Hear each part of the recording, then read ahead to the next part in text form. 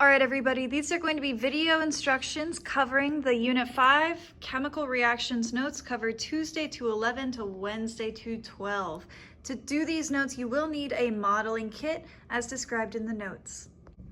The notes describe that there's an S with a small 2, and this represents two sulfur atoms that are bonded together using electrons, aka a gray bond in the middle.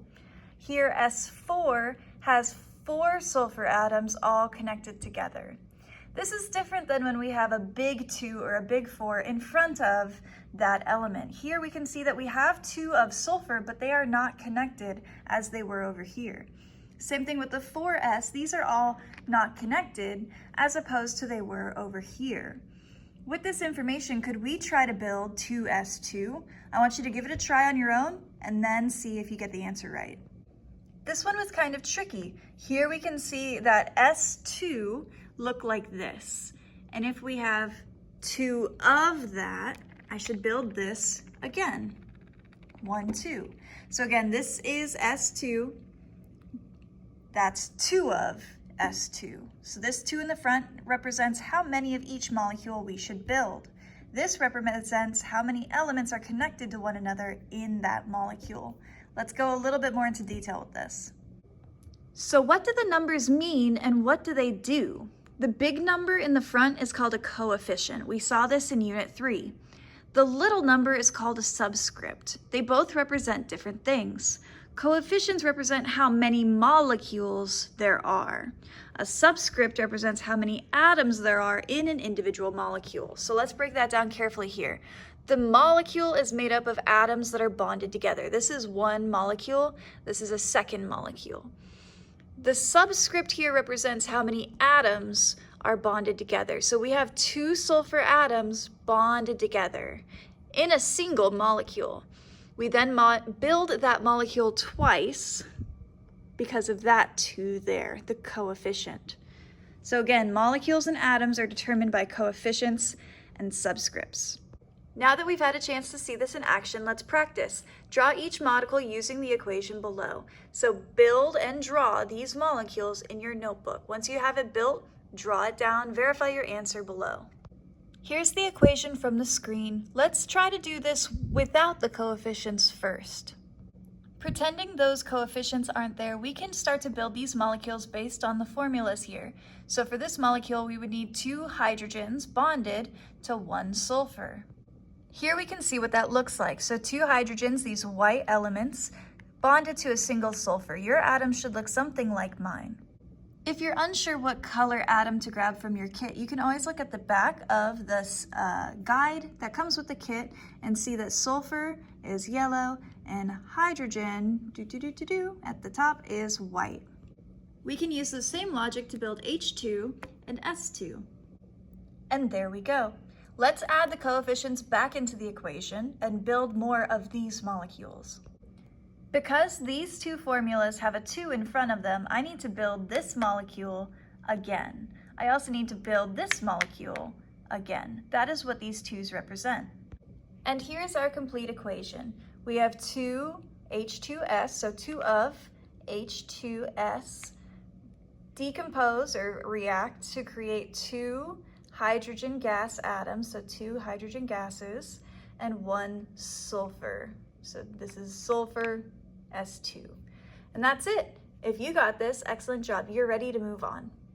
For this section of the notes, a lot of this information is review or very basic stuff. You can either watch this video that goes over it in detail, or you can write the notes as you see them below. There are 2 parts to these notes I want to emphasize very briefly. The first is the chemical equation versus the chemical sentence versus the word equation. The concepts that we covered in Unit 4 are necessary for us to be successful in Unit 5. On your labs, you will be asked to write a chemical equation, a chemical sentence, and a word equation. Correctly writing the names of elements and compounds is necessary, as well as formulas. And that is why we spent so much time making sure those skills are 100% there before moving on. Additionally, some of these symbols like gas, liquid, solid, you'll need to remember these in order to be able to write chemical equations later on.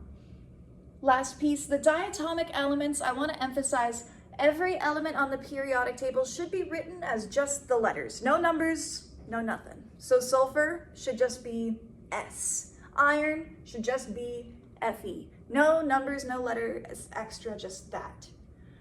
However, the diatomic elements are the exception. If we see an element that's known to be a diatomic element, we have to write it with a 2. It is not found alone in nature like all the other elements. It is found partnered with itself. Oxygen, hydrogen, fluorine, chlorine, bromine, and iodine all do that. So if you have any of the 7 diatomic elements, it gets a 2. Every other element doesn't. Last piece here, a big part of writing chemical reactions later on is knowing the difference between a subscript and a coefficient. We spent a lot of time focusing on how to write chemical formulas for compounds using subscripts, but we didn't get into coefficients very much, except for Unit 3. Combining both of these, we need to be able to distinguish one between the other. So using the modeling kit, I want you to try building these chemical equations. Physically build them in front of you and then check your answer below. If you find that you're not building them correctly, then you should take the time to figure out what you're doing wrong and try to modify your strategy. Make sure you understand this completely before moving on. Again, do all of these equations, check your answers, and then move on. If you are having trouble with this, when I come around, ask me for help. Double check with me that you're doing this correctly. This will be very important later on. The last part I want to talk about are physical changes versus chemical changes. In every lab we do, you're going to be asked, did a chemical reaction occur and how do you know? The way we can identify it is physical versus chemical changes. Physical changes are reversible. They're usually phase changes and they involve an atom moving from one location to another.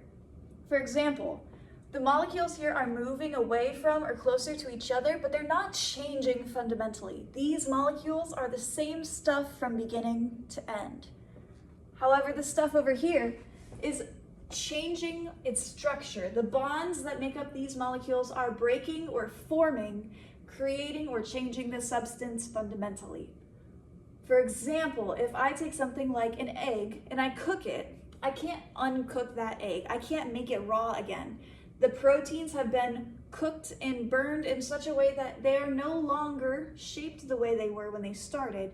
They have changed fundamentally, making it edible. These are chemical reactions, and we need to be able to identify what chemicals did I start with and what did I end with? Is it the same substance or not? We have 2 examples here that I want to cover in detail. There are videos here that you can watch to see each reaction in real life. If you haven't already, please do so now. Mentos and soda, I always say this word wrong, Mentos and soda, I always want to say it like thos, Mentos. Mentos and soda, when we put a Mentos into a bottle of soda, it erupts, right? Most people, including adults, think that that is a chemical change, but it's not. What's happening here is the carbon dioxide inside of the soda is attracted to the Mentos, and that Mentos gets all these bubbles around it, and it gets so many bubbles that suddenly all of the carbonation inside the drink wants to erupt out, creating a big explosion. But the soda is still soda. The Mentos is still Mentos. And the carbonation is still carbonation. It just went from being in the drink to out of the drink. So this is not a chemical change. The chemicals we started with did not change into anything new. They just changed locations. The carbonation went from being in the drink to out of the drink. So these can be deceptive. Physical changes can sometimes look like chemical changes, and we don't want that to deter us or confuse us when we're identifying if a chemical reaction is taking place. For a chemical reaction to occur, the stuff we start with has to turn into something new. We have to change from one chemical to a different chemical. For example, baking soda and vinegar. The chemicals, when these interact, they form something new. Instead of having baking soda and vinegar by the end of the reaction, I instead have carbonation, water, and some salty grossness. Sodium acetate is actually that name. The stuff we end with here, is fundamentally different than the stuff we started with. This stuff has different characteristics, different properties, different textures, different smells. All of that indicate that this is a chemical change. Baking soda cannot be found over here. Vinegar is not found over here. We have different stuff. We didn't start with water, but somehow we ended with it. We didn't start with carbon dioxide, but somehow we ended with it. This is a chemical reaction. Chemicals are changing into something new. Chemical change. During our next lab, you're gonna have to be able to identify, did a physical or chemical change occur, and how can I prove it using observations, evidence, measurements, etc. And that's it for these notes.